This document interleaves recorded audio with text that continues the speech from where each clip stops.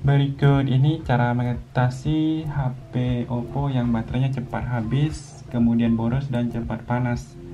Jadi kalau kalian yang menggunakan Oppo, langsung saja berikut ini ada beberapa hal yang bisa kalian cek. Pertama, kita langsung saja ke bagian pengaturan baterainya.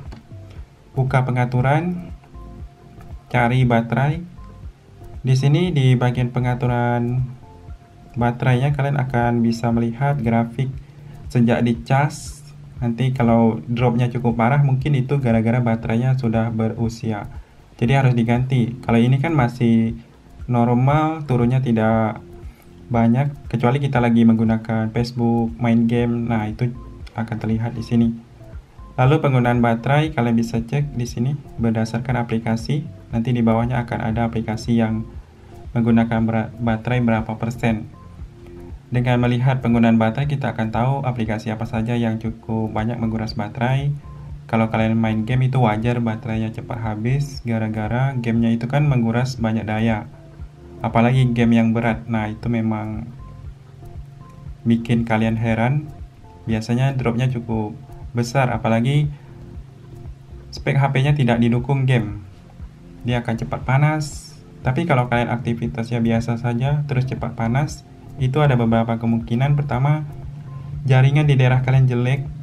Jadi jaringan yang jelek itu HP-nya berusaha mencari jaringan yang bagus, makanya dia terus men-scan. Jadi solusinya cari jaringan yang bagus atau hubungkan ke WiFi. Lalu lihat di sini, kadang ada HP yang pakai NFC. NFC matikan kalau tidak dipakai. Kemudian lokasi ini kalau aktif dimatikan juga kalau tidak dipakai. Lalu yang ini ada menu kecerahan otomatis. Nah, ini pakai kecerahan otomatis supaya HP-nya itu tetap bisa di lampu latar yang redup. Kalau kita berada di kamar, kalau kita berada di luar ruangan, dia akan cerah. Jadi dengan pakai mode ini akan membantu.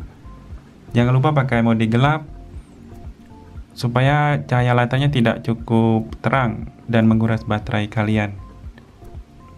Ini ada mode hemat. Kalau kalian mungkin lagi butuh hemat daya, dia bisa bertahan 1-4 jam ke depan. Kalau hotspot tidak dinyalakan, tidak berbagi, matikan saja.